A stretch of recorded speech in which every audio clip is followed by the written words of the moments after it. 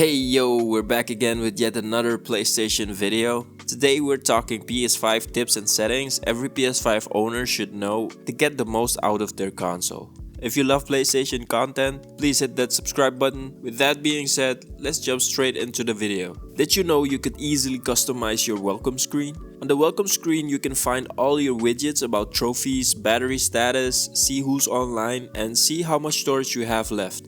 If you head to the top right, you will find a Windows-like icon named Change Preset. Pressing on it will give you the option to customize the layouts using presets. You can then choose a preset that matches your interests. Don't like the presets? You can also customize the welcome screen by editing the layout yourself. Pressing R3 brings up a list of things you can enable or disable. From there, you can then change the size of each widget using L1 or R1.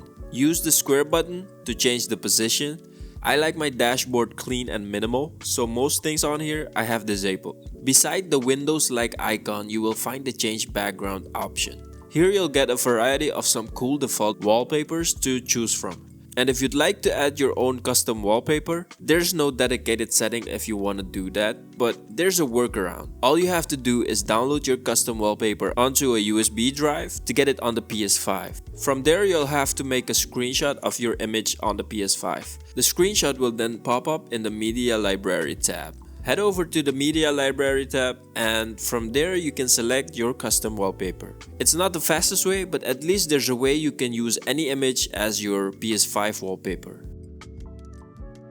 The control center can be customized as well. If you press the PlayStation button on your Dualsense, the control center will pop up. If you hit the options button, you can customize this. The top row displays what's actually on your control center, and the bottom row shows your hidden controls. By pressing X, you can set the position for each of these controls, and some of them can be hidden. If you feel like you want the broadcast button on your control center, you can select it and bring it to the top row. And if you want to hide some of them, just bring it to the bottom row.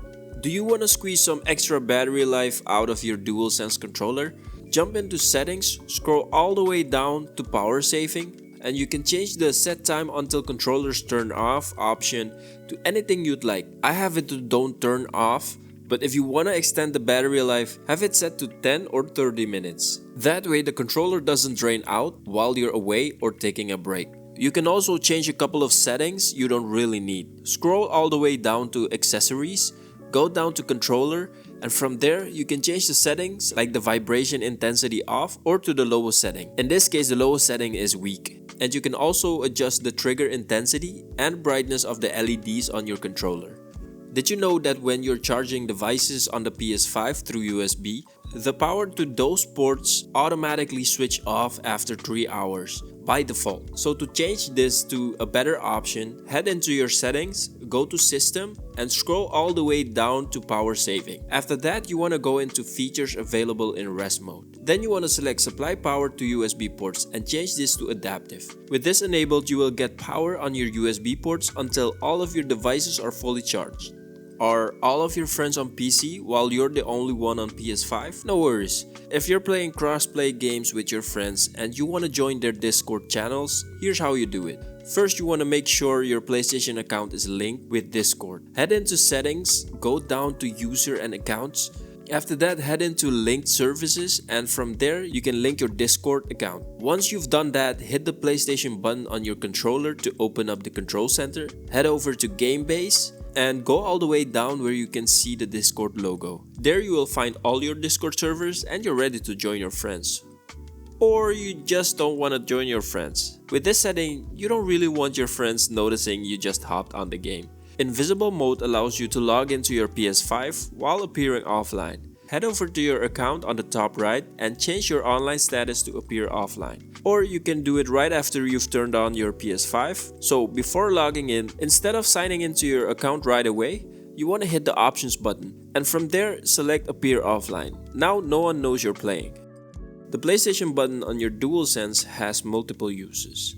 A single press launches Control Center, a double tap brings up cards, a long press takes you to the home screen, holding it down for a few seconds turns off your DualSense.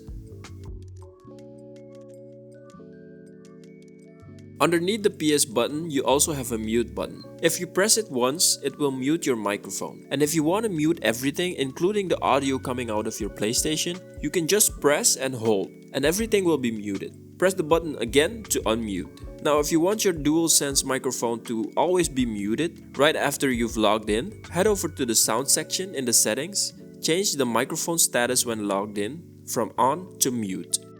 These are the best video output settings I've used on the PS5. Head over to the screen and video section in settings.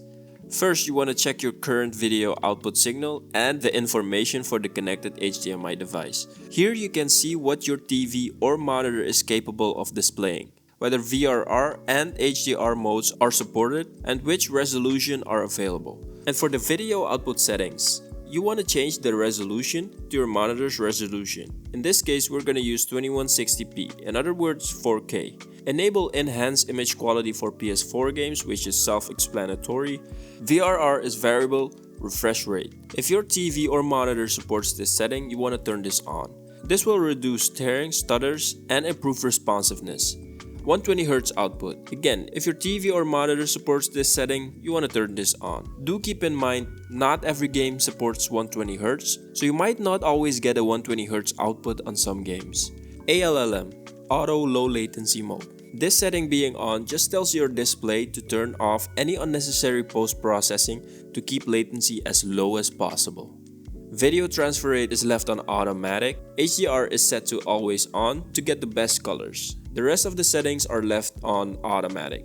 Did you know your PS5 takes a screenshot and records a short video every time you get a trophy? This can easily fill up your storage. Make sure to delete these media files to save some storage space. Head over to Settings and Storage. There will be a category named Media Gallery. Scroll through this gallery to see what you don't and do want to keep.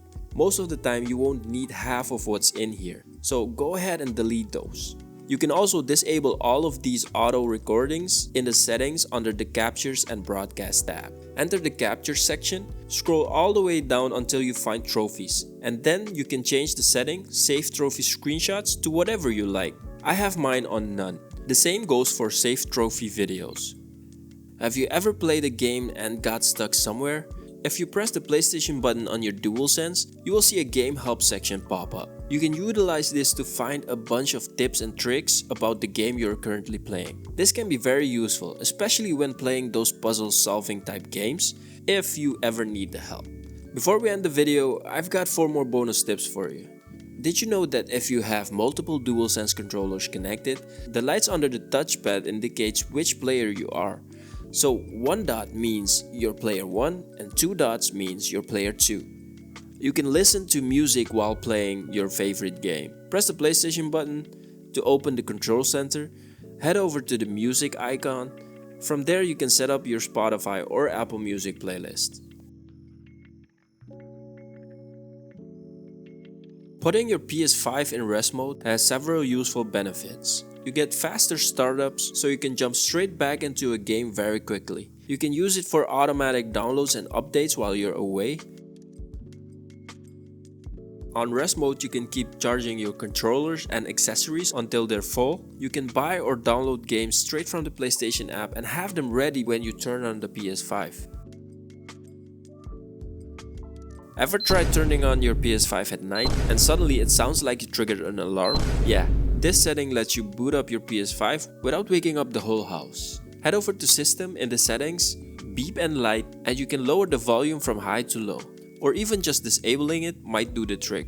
And there you have it. Hopefully these settings will help you get the most out of your console. If you learned even one new thing through this video, do me a favor and smash that like button. It really helps the channel grow. For now, just grab your controller and go enjoy your PS5. See you in the next video.